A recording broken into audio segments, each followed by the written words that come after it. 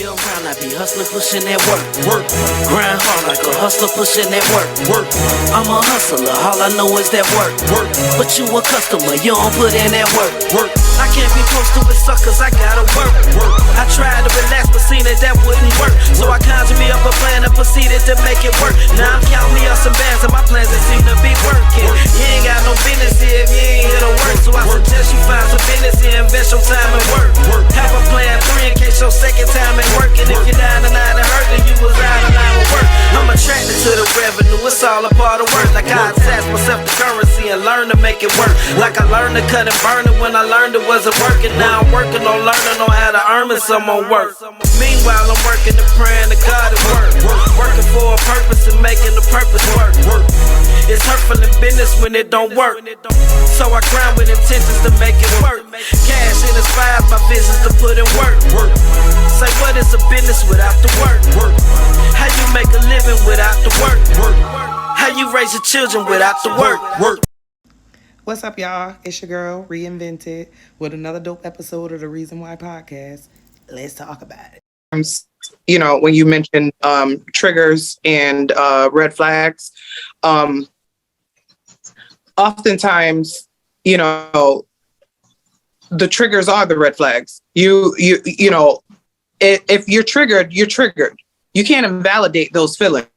You know what I'm saying? You're feeling it, knowing that something is off. You can, and especially if you attach it to something that happened in the past, the trigger, something I might need to pay more attention to, because why am I feeling the same way that I felt when I know that I was being, you know, mistreated and, you know, abused or whatever the case is? You know, you have to take a step back and try to figure out, like, why am I being triggered?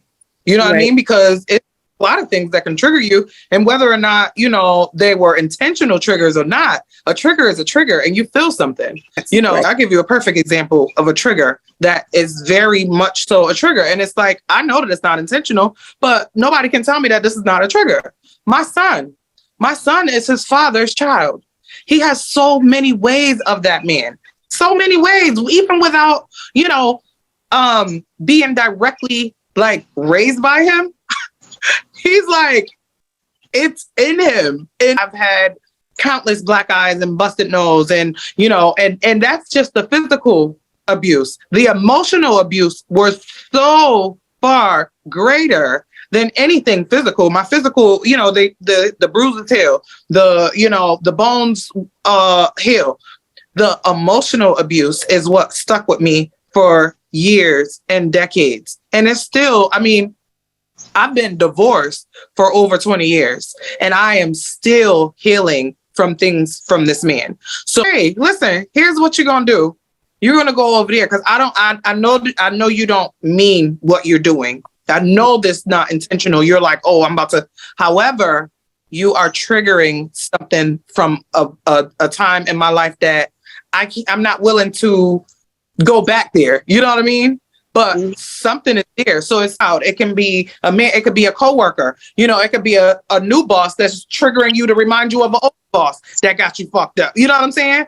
Whatever it is, it's like when you see that, that's your indicator. Like, hey, let me step back and see what's going on. I know that it may not be intentional. However, I'm triggered. Something is up here. Today I had a good day, but y'all saying about triggering and my kids, like, I think it's a problem because every time they ask me stuff, it's like they know the answer. They will ask me, tell me the answer, but for some strange reason, I never really showed it. Every time somebody asks me more than 3 questions, all at the same time, I get aggravated. I do.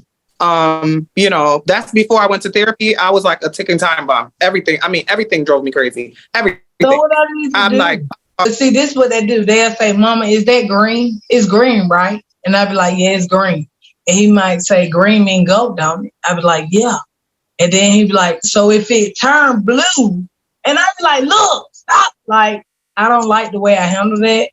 But it's like, just because you mix paint and the paint and green and this color is blue, look, this is a red light. If it turn yellow, it's slow. Red, stop. Green, go. Ain't no blue.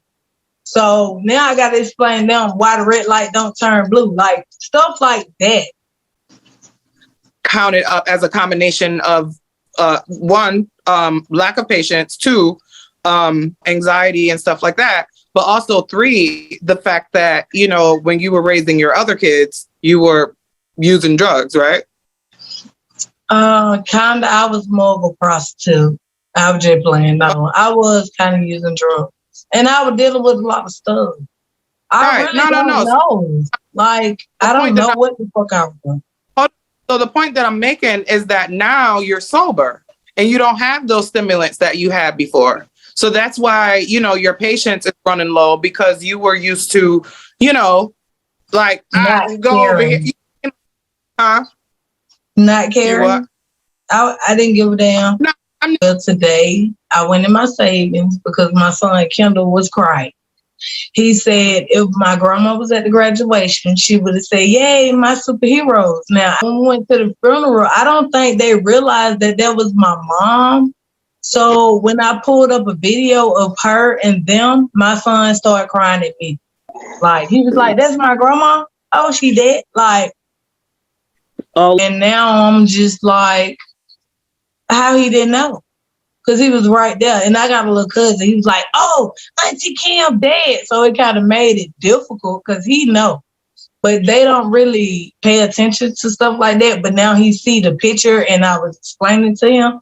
He knows it got me back in depression. I'm just going to be real. I'm depressed. I'm losing it. I don't know how long I keep talking about it without crying. Like, I've been doing good without crying, but I try not to cry. No, you gotta cry. If you hold it in, it's gonna later come and bite you in the butt. That's what happened with me when my mom passed. Is I didn't cry, I didn't grieve, and a year later, I was in a mental institution because I lost it. Mm-hmm. So you gotta cry. You gotta let it out. You gotta let it out, and you gotta grieve. Grieving is process. Like, there's levels to grieving. And you're going to be crying for no reason sometimes. Some days you're good, but you got to allow yourself to go through that process. And when you start going through the process, so will your children. And I think I'm angry. Like, it's hard to just, I don't know. You're going to be angry. I was angry. I was angry at God. I was angry at the world. I was angry at everything. Why did you take my mama? So that's a valid feeling for you to have, but you have to go through it. You got to feel the feeling, acknowledge the feeling is there, and then keep pressing throughout your process. Like, you just can't stay in the feeling, but you got to feel it. You got to go through it, because if you bottle it up, I promise you, it's not going to be good for you. I did. I bottled it up. I put on my cape and I became a superwoman. I went on about life like my mom hadn't passed, and I was clocking out at night. Once my daughter was asleep, I was clocking out. Like, what in the world? I was trying to really leave this world. But y'all know that shit don't hit me till I get on here with y'all, because don't nobody else really care to hear it but my husband. And I know he working, but I appreciate that. I really do. Yeah. But I would say, one, you definitely need some therapy just for your own, you know, self, because you haven't been yet. And then now, on top of the therapy that you already needed just from your past traumas and everything, now you're dealing with grief. So now you need like grief counseling and, you know, someone to help you through that. So you're dealing with multiple things. And on top of that, on top of the therapy that you needed already and the grief counseling that you need, you also are just starting to deal with some of the feelings and some of the things and some of the issues that you and your mom had, you know, so that's coming up too. So what's happening now, and on top of being, you know, sober to a certain extent, you know what I mean? Like, where you're not, you know, using the hard stuff and doing that stuff. So you're dealing with getting yourself clean, getting your life turned around, and then dealing with your past traumas and dealing with your current traumas and this grief. Yeah, it's a lot going on. What I would advise you to do is definitely don't try to do it on your own, and definitely don't try to do it with substances, because that's not gonna. I mean, what you do is you medicate yourself, and then you sober up, and you still got to deal with it, and then you do it again where your kids need you. You know what I mean? So I would definitely seek a professional, you know, there's all type of programs out there that can help you. For you to sit and do it on your own is doing yourself a disservice and doing your children a disservice, because there's definitely a problem. It's not, oh, maybe I have a problem. No, there's definitely something going on. So that's nothing different from you breaking your leg and then you just keep limping around on it and needing crutches and not putting pressure on your foot. Like, you need to go and get that taken care of. You need to go and see somebody about it, So, and also you need to look into counseling for your kids too. They have, for my daughter, they had grief counseling for her age level. It was called Kindermore, and they might have an extension there because it is a nonprofit organization, but look into that as well, because those kids need to talk to someone so that they can be able to process the grief, because kids grieve differently. So long. I mean, it's been a couple of months. It's been since December? Yeah. When my mama died. Yeah, you gotta start grieving. You gotta start your process. I'm telling you, I know from experience, it's not good to hold it in. If you don't go through it, it's going to force you to go through it, and you don't want that. That's what I'm being forced at this point, because I keep trying to pretend I'm okay, and that's the problem. But who are you pretending I got for? stuff to do though. Like, I can't just go in anywhere and just, oh, my mom just died, I'm feeling like this. I can't. So I'm being forced. Why not? Because I don't have an excuse. Right. To be honest. Because I truly feel like if I go on a job interview, even if I don't want to be there, but I know what I need to do, I don't want to bring that up because I feel like that will fuck up my chances. Like, people are like, okay, her mama just died, she ain't gonna be here to work. Like, I be feeling like people don't really care about what other people got going on. Like, y'all care about what I got going on, but the people at the job don't care. They want to make sure you good enough to make their money, do the job, and that's it.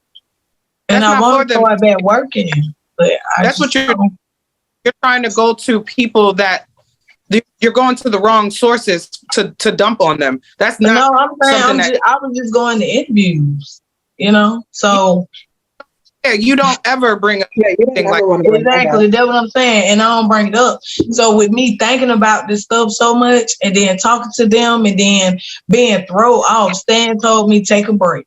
He said take a break, but he working so hard, y'all. He ain't been home. And I want to at least help. I want to go work. And it's summertime. My kids are home. My son. He told you to take a break. Did he tell you to take a break? So why are you putting that on yourself? Because before I take a break and be homeless because I'm grieving, I got to get it together. Life goes on. I ain't trying to be funny about it. But his, with the stuff that he's doing, his route may changes. He might be home tomorrow. He might be home next month. I don't know. But carrying all the weight at home when he's not here and dealing with grieving and, a lot of stuff is just really hard for me and not really having support like I should have, which the only time I got support is on Thursday, and I appreciate that. And I'm going to get up out this sad stuff because I don't want to make this podcast no black road, but I'm appreciative for y'all. Donna, I'm glad to see you here. Thank you. And I'm going to get through this. And I'm glad. I just had to tell y'all that because I talked to Ree before I made this call. I was kind of late, but I was trying to get together. I don't want to be on here like this. I don't. And I don't want to miss the meeting either. So before I miss this meeting of healing, I would get on here feeling like I feel because this is what it's for. So now I'm here. And if I cry my eyelashes off, all my customers gonna think I don't do a good job and I used the wrong glue. So I'll try to get. I love y'all. And my brother, he has tuned in. I think he has strived. A lot of people asking me to be on the podcast. That is Cherie Davis. She is so wonderful. I have been referring people. I don't give out no numbers, and I don't give out no social media information, but. Giving them my whole government shit. You might as well we gotta get subscribers. My brother said, I want to say this because I know he gonna see this. My brother said, y'all so silly. Santa Claus here, like that was the person I was angry at. I was angry at him. I called Ree about the situation. I hope he see this. Dara, I love you, but you ain't shit. And we both having issues with our mom, but I also told him that this was mostly for women. And I do believe my brother want to be a part of whatever, because he need help, and I really want him to get help. But this is my thing, So maybe he will watch these videos and get inspired. I don't know. I want to be around this energy like so bad. Am I a groupie? Because I'm like a fan. Like, I like all y'all. Y'all is cute. Y'all smart. Y'all awesome. Y'all have me going. And every Thursday, it should not be every Thursday of a week I'm excited and happy and open. I should be like this every day. And I'm still having problems with opening up to my husband. How can I talk to y'all and I cannot talk to him? Like, he a good listener. But he like, Ree, like, he like, look. It is what it is. I just feel like I can't accept certain shit. Y'all tell me stuff that's true. I'm hard-headed. I want to find out on my own and stuff. Yeah, you beating yourself up in a major way. I done missed out on a lot of stuff. And I've been held accountable after my grandma and my mom died. I am officially big mama. So when bills ain't paid in my family, they calling me. Auntie calling me to get her dog. Children calling me to do stuff. Husband calling me for this. Like, Okay, well, now you got to set boundaries. I'm unorganized. I don't have no kind of organization. Like, I ain't organized at all. I need to learn how to. Right. So first and foremost, like, there's nothing else that you need to do before you need to go get therapy. That's it. Like, let's say that. Like, therapy is your number one priority right now. Okay? So that's, you could keep trying to avoid it. You talking to the lady from back in the, with the defects days back then, like, no. Therapy is not. Me. What? I think she using me because being that I'm calling her with my problems, every time I call her, right, she be like, I'm glad you called. I need therapy. No, you know what? Ma'am. You know what you really need to do? You need to call the crisis hotline and talk to someone and have them put you up with a therapist. You do, because you can't be talking to backwood people. And it made me think deeper about my issues, and it made me not be scared, and I decided to tell my brother about this program and his link because everything I wanted to say, I want him to hear. I want him to get the pieces past understanding, and I want him to forgive. I also want him to grow from the shit, because we going through stuff. That's the only real blood sibling I have on my mom's side. So I'm trying to make it right. And Ree is always an option for me when it comes to mediator, because the advice that she did give me, I did use it wisely. We back cool, So my husband back cool with him. But now, after they got back cool, what is like this feeling? When we get off the phone, like, I'm going to show you my plug, because let me tell you something. I got these motherfuckers on the hotline. I don't play around with my shit because I can't afford to unravel. Like, so when I start seeing that I'm swirling and I'd be like, oh, I go, like that. Like, where you at? I was like, I'm at the hospital. Like, that right there, I don't know what I was capable of doing in that case if I would have seen her. So I'm like, no, I need to go and talk to somebody and let them tell me that I'm okay. It's serious for me. So I know a place where I get help in instant. And where you are right now, that's a crisis. So we need to do this like immediate. Like, you what? I'm scared. I don't like I don't know. What are you afraid of? Because I can tell. I know you're diverting and you keep trying to go here and go there or whatever. So let's get to what you're afraid of. The people. I mean, what did I just tell you? If you don't go and seek the help is you gonna be forced to go get help. Right. I'm telling you, it's not a fun thing to be forced to do it. We're telling you, we're talking from wisdom. You need to listen. Call the crisis hotline. Ree is telling you she got a plug. You got to do it now, because if you don't, then you want to be in there in the ambulance and they send you there. And I ain't going to do that. So I just got to get used to talking to people I don't even know. Like, what? Right. So what are you afraid of? talking to people that I don't know. Those are the best people to talk to. Yeah, those are the people that can't judge you. They don't know you. They don't know your family. They don't know anybody that could tell. You can literally tell them your deepest, darkest secrets. And even if you as long as you haven't hurt nobody or hurt yourself, they can't tell anybody. No. So prior to going to therapy, prior to me even writing my book, I went to therapy. And this is how I was even able to open up like that. Because one, I couldn't tell my story to anybody. And not just anybody. I couldn't tell it to the closest people to me. I couldn't tell it to people because it was too heavy. So I went and help me figure out what was going on with me, to where I found out that I don't have a problem. I have an issue that I need somebody to help me out with, like a broken foot or a broken finger. You got to go to the hospital. You need stitches. It's like that. It's an emergency, but you can't just not go and address it. You have to go and address it. And at this point, it's an emergency. So it's really like you're leaking out. Your blood is leaking out. And you're sitting there like, oh, I don't want to go and talk to nobody. Well, it's like mental health is real. There's no doubt. Ask you this. When you started it, it's just difficult having to repeat the same story, to people. So that's therapy. So repeating the same story, that's what gets it out. So if you get a ingrown hair or something like that, where you gotta keep pulling, it's deep.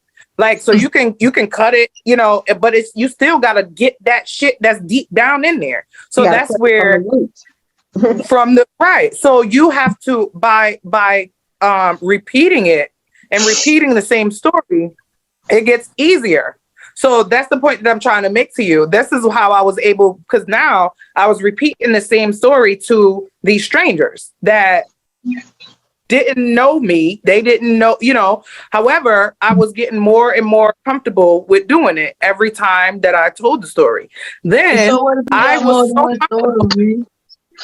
Right. No, but that's what I'm saying. So I was still more, I'm just talking about that one little piece just to give you an example of what I mean. So I was so comfortable with telling the story after a point of constantly repeating it that I was comfortable with putting that shit in a book and letting people read that. You see what I'm saying? So this is the part that I'm telling you where therapy is what helps it. You know how if you if people have a car accident or whatever, and they got to go to rehabilitation and that therapy where you get your muscles going and you got to constantly do this and learn how to walk again and stuff like that. The reason why you have to go through that is because the more movement you do and the more constant you do it, and even they're in pain, they don't want to do it. But you have to do it in order to get your movement back, in order to do that. The same thing with your head. The funny part about mental health is that there's no CAT scans, there's no MRIs, there's no X-rays, there's none of that stuff to let doctors know what's going on inside there. So you have to be, you have to take control and accountability of your own healing and know hey, I'm not about to hold on to this shit. This shit is obviously heavy for me and it's causing issues in all different areas of my life. I'm snapping on my kids. I'm moody. Whatever the case is. So now it's okay, even though this is uncomfortable, it's an uncomfortable topic. It's an uncomfortable, just to be even discussing it. It's necessary and it's imperative for my growth and for me to get past this and so I can move on with my life and have a better quality of life. So it's up to you. So it's not going to be comfortable in the beginning. So and what you're saying, I should start with one story at a time when I go, because I'm going. No, you dump out. You don't have to start at one story. You can dump out. That's what they're right. Yeah. So your whole purpose. So let me tell you with me. So once I found out that they were there to help me, like what Donna said, dumping out, that's a real thing.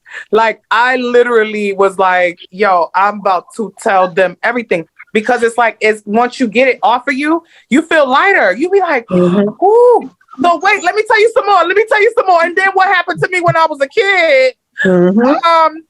Then guess what else they did? Oh, yeah, I know this. And then guess what else they did to me? And they did Mhm. that because you start getting lighter. You like, ooh, it's like an adrenaline. I don't know the feeling, but baby, once you start, you're gonna be like, ooh, I like this thing. Ooh, I feel lighter. It's like, so I use the analogy of like carrying a laundry bag. You remember you ever had to go to the laundromat with Mhm. clothes, big ass bag of I clothes on think your about the back? car seat and the Or car doctor seat, whatever. appointment, having to walk up there to the place Okay, with the car seat. All well, heavy, right? All right. So just imagine how heavy that is, and you're like, oh my gosh, this is. But after a while, when you're doing it, you're like, you get strong, and you're like, you're used to the load because you do it all the time. So this is the Mhm. same thing with the load carrying every day. You are used to the load. I mean, obviously not, with now because it's showing your back is giving out, your knees is buckling. It's telling you that this load is too heavy for you to carry on your own, right? Mhm. So once you start unpacking some of this stuff in this load, and then you're like, hold on, that's like I'm 15 pounds lighter. Now I All can right. run up the stairs. And then now you took out another 20 pounds, and now you can sprint up the stairs. Now you can damn near throw the shit up the stairs. I'll catch you when you I'll meet you when I get up there. So what I'm Mhm. saying, it gets lighter and it gets easier to do. It gets easier to bear the more and more that you unpack on that. So Mhm. look at it. You want to unpack. You want to Yeah. dump out. So when you want to tell these people, tell them. Get it out of you. Yeah. That's what they're there for. I'll tell you my story because I'm transparent. I waited until like a whole year had passed by, and I just woke up one day and it was like I realized that my mother was gone. Like, yo, like I really realized my mother is not coming back. Like I knew she had passed, but it was just that particular day I realized she's not coming back. What the hell am I gonna do? I went to the store and I tried to numb the pain with wine. I drank about 5 big old bottles of wine, just literally trying to numb the pain, and the pain wasn't going nowhere. It was Right. like I had to face that pain. You have to. And when I say I was sitting there telling my daughter literally how to live life without her mother, because that's how I was feeling on that day.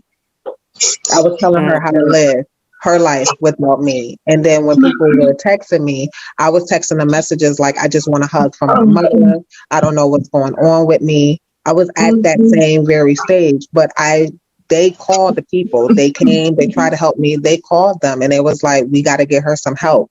And then I was forced to have a stint in the mental institution for 7 days.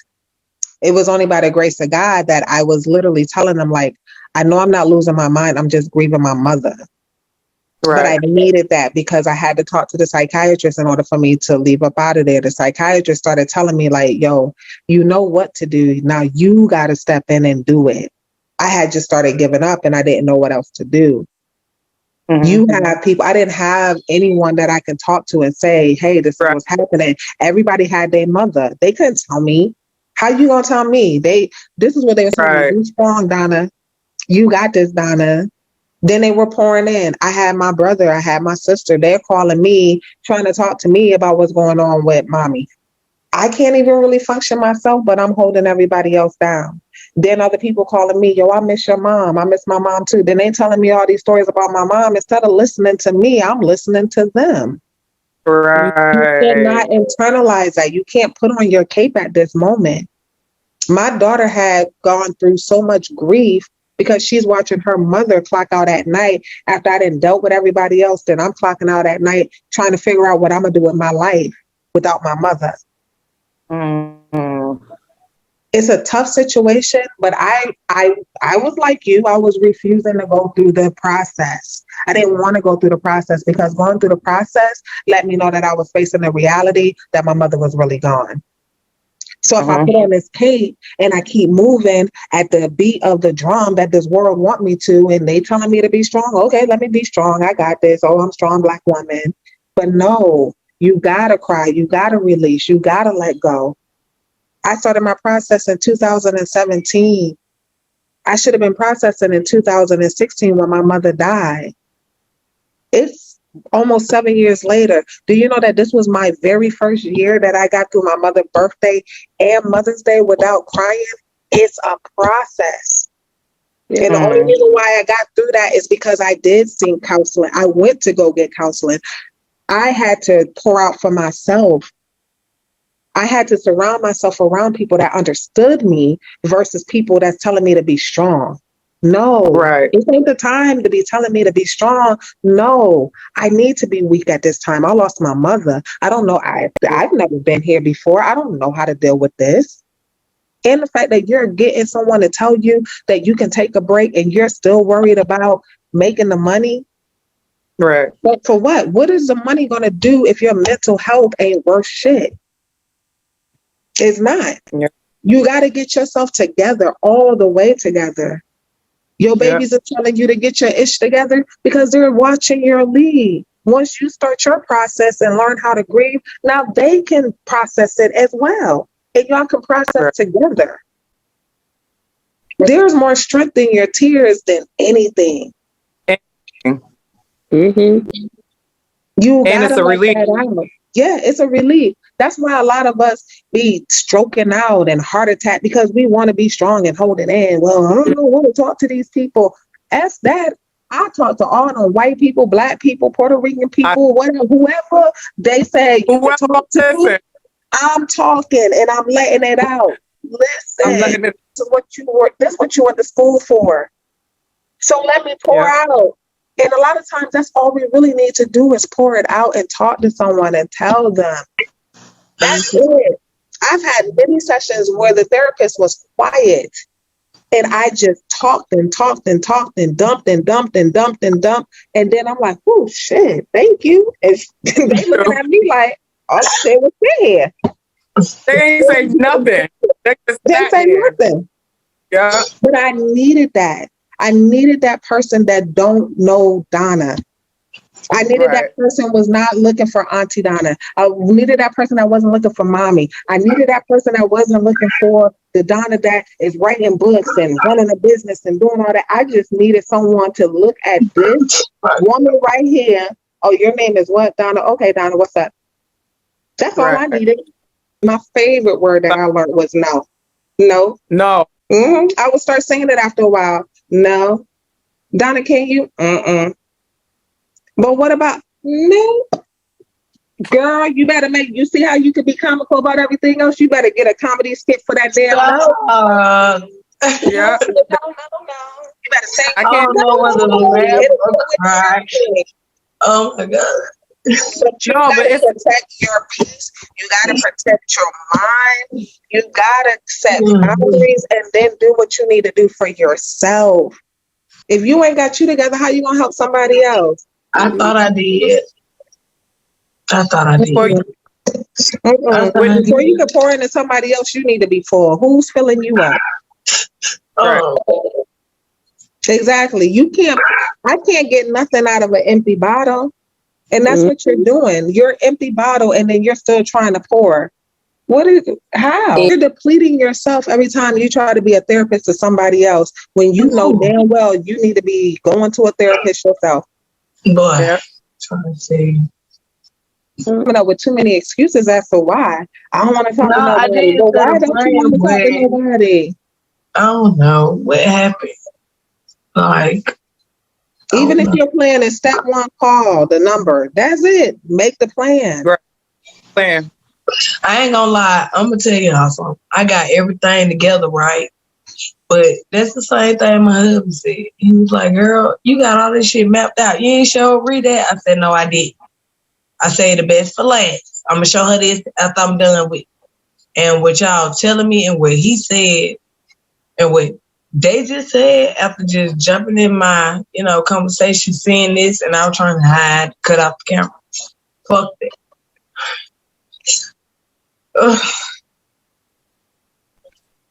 But who is you hiding from, though? I'm not hiding. I'm just trying to. I don't fucking know. I don't know. I've been hiding for my own self. Yeah, right. That's what I wanted you to say. That's exactly right. That's deal with I've been lying to y'all. I've been getting on here making people laugh and stuff. You don't think we see that? Yeah, you think, I mean, I know all y'all deal can see right through that. That's why I we did all what deal with y'all. trauma. Look, You if think your we motherfucking had all been through that? if your boss lady call you and say, "Ma'am, today have you been drinking?" Like they'll let me know right there. She ain't mean no harm, but she on my ass, and I like that. I did have a drink earlier, but I was sober by the time I got on here. I was just like, my kids, they be opening up at times when I ain't expect, you know, and then. At that time, when they ready to open up, I ain't prepared because I'm always prepared for them to open up when I'm ready. And I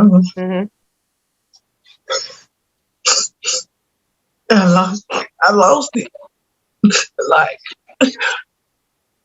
I don't got the answer to no question. I don't know. Right. And sometimes I feel fucked up about it because sometimes I don't even give a fuck. And I told you I ain't give a fuck. I gotta change that. I'm sorry. I told you I ain't give a fuck, but I really do. Of course you do. I just feel like a failure sometimes. We have all felt like failures before, but you got to question, why are you feeling like a failure? What is making you feel that way? That's what I'm trying to figure out. That right there, what you said, why am I feeling like a failure? My kids, they remind me every day how proud of me they is for getting them back together. And I appreciate I do. I don't. You handcuffing your own self to your past. That's what you're doing. I think I'm beating myself up. Like I want more. I got good people. They giving my husband all the credit for what I have accomplished. Next level, my kids. I'm a new wife, and then I'm learning how to be everybody's mama again, and everybody got different like issues. You mean personality? All these issues, everything that they telling me, right? That's wrong. It's triggering me. Like the shit that's wrong with them is what was wrong with me, but I'm fixing what's wrong with them. It's just I'm holding on to the past, and I can't get over the death of my mama and the shit she did. And nobody know about, but me forgiving her, which is a blessing, and that's part of it, right? Right, bruh. I don't fucking know. With the bruh. Like I want to laugh so bad because I'm having emotions. Okay, she hit us with the bruh though. What? Because I don't know how I am. I'm trying to do the right shit like Spike Lee and Nola Darling. Lord. I appreciate y'all. And my husband, he don't even know y'all yet. And he was like, every Thursday, boy, you the happiest motherfucker I know. I love to hear that. But I also feel like it's an insult because it's like in between the days I don't talk to my sister because that's what I call y'all. How do you feel about me? He cares so much about me. And being that I grew up with just my mama dealing with her issues and me trying to help her the most caused us, trauma because she felt like I was trying to tell her what to do, but I just wanted her to change and I couldn't change her. And I accepted what she did and I knew why I did it. And I feel like I saved her life at some point. And now my brother needs me and I don't know how to accept that. But I accepted it, but I don't know what the fuck to do. Okay, I got kids that make it straight A's and B's. I got a son he dealing with stuff. I got a daughter. I got Ree. I got my husband. Now, this shit new to me, y'all. It is. I'm 36. I was a mama at 14. I had 4 kids by 4 different people. I'm dealing with all kind of different personalities. I'm trying to help people learn algebra 1 and 2, which they have failed, so they gotta go to summer school. I dropped out of school because I was pregnant and embarrassed. And I failed math, but I was an honor roll student. Okay. Now I want to go back to school. I'm trying to pay for a lot of stuff. I don't have Medicaid. I'm paying for that. I got high rent. I got high light bill. It's just so much. My husband, the only one working now. He don't want me to work because he know that the trauma that I'm dealing with. He said, you need to call Ree.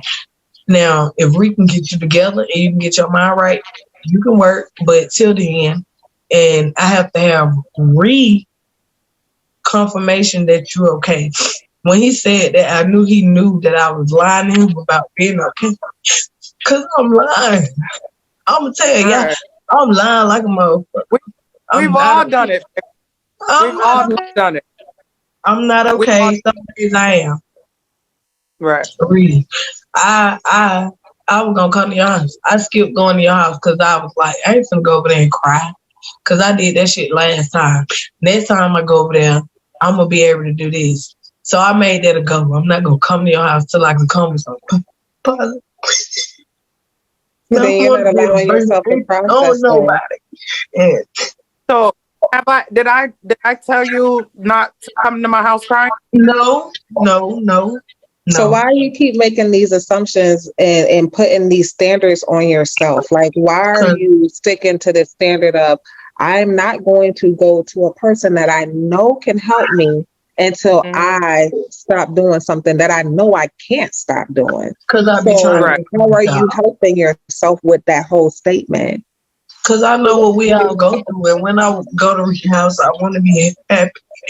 I don't want to keep And going. how do you know that once you get there and you cry out that happiness is not following? So what you're doing is you're setting yourself up for failure. You keep doing that. Like, you're setting yourself up for the fail, and you're making assumptions based on how you're feeling. But you don't know how she is feeling. If your spirit is leading for you to go to her house, go to her house. Guess what my husband said? Stop fighting what your spirit is telling you to do, because what you're doing is fighting your process. Stan told me to come over there. He told me to. I lied. I said I went, but I ain't go. I said at home. You need to stop lying about that too. Like, I know we all lie when we going through stuff, but he can't keep throwing shit off on her. He got to get in tune too. That's why I feel do like that. he's throwing it off. I feel like he's very in tune with you as a husband. He's very in tune because he's giving you sound advice to tell you, I know you need help, baby.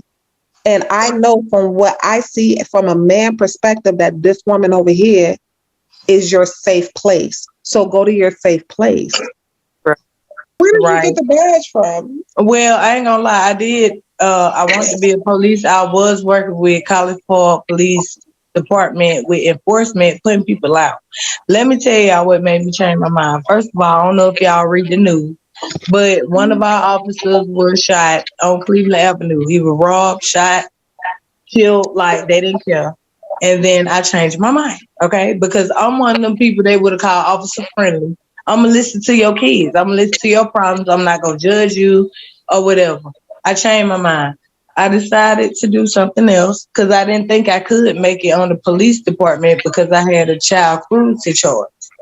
And I didn't do nothing to my kids. I did something to the motherfucker that did something to me in front of my kids, which they did not see it. It was just they was in the same household.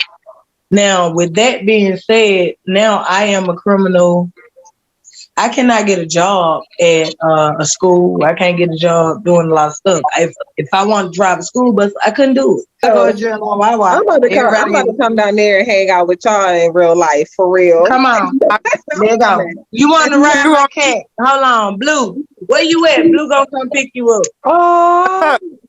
No wonder Donna on with my little kitty that jumped up here. You pulled out your cat, I pulled out mine. Pussy against pussy. No homo. Look, we might need to talk so you can give me some cat pointers because I'm trying to figure out my little baby here because she just jumping on walls. She done jumped on my little backdrop, everything. She's on. That cat remind me of my husband, y'all. That cat, my husband don't like cats. He kept that one. I don't know. About 10 of them, it seemed like shit. She had a whole circle. I got fish. I had cat. I had turtles. I had dog. I had everything but the White House with the picket fence. Okay, but I'm working for it. My husband worked hard, and I feel like I'm not helping him enough. I'm finna tell y'all my problem because I just thought about it. I feel like I'm letting him do everything. When he met me, I helped him out. And people that know me, they know me by being the person that Ree met back then, mad, angry, hurt. I am a new person, and I took that person and helped him. For some reason, he helped me, and now I'm here with y'all. I love you guys. This is awesome. I cried the whole, this is embarrassing. I know my brother gonna see this. Daryl, you already know what's going on. You gonna cry one day. And I just love y'all so much for just understanding, because sometimes I don't even know the problem. And about time I get on here with y'all, and before I get off, I kind of understand a little bit better. I have to really take some time off. Just like Ree told me, I'm going here, I'm doing this. I got to start doing it. I'm scared to talk to people about stuff because every time I tell them stuff, they use it against me. And it ain't even about the intimate relationship. You got the wrong people around you. Well, you know what? Talking about family and friends. Those are not the people that so how would you know they're the wrong people if you feel like you've been around them all your life, right? And you tell them something. They take it in, but as soon as they don't get their way with you, it's used against you. Now, well, that's because they're not professionals. I was talking about. I'm not talking about just going telling your business willy-nilly. That's never a good idea, especially when you're dealing with stuff. But you know, with family, they already know your business. Because everybody going to call and say, hey, this just happened to Jessica. Yeah, it's like, no, we're not about to be talking about my business. And whatever you think you know, and you go and think you know that over there, but we're not about to be confirming nothing. I'm not about to clear shit up. I'm not about to do nothing. Ree, that's my problem. I don't never do that. I just be sitting there like, okay, let's see what's wrong. What you think wrong? What you think wrong? That's what I do. I ask everybody what they think is wrong. And with people who have their own issues and have things that they're dealing with and unresolved issues that they haven't even addressed. So, you know, you're barking up the wrong tree with that, babe. But you still gotta work. No matter the situation, you gotta put in work. To reach the top, you gotta be consistent with the work. Hold your own, cause they don't show respect if you don't work. You wanna shine, you gotta eat, and just to eat, you gotta work. Grind like an elite for prestige, you gotta work. I've been grinding, and this whole grind thing seems to work. So I grind with no sleep, just eat, then work. If you got a job in the streets, just work.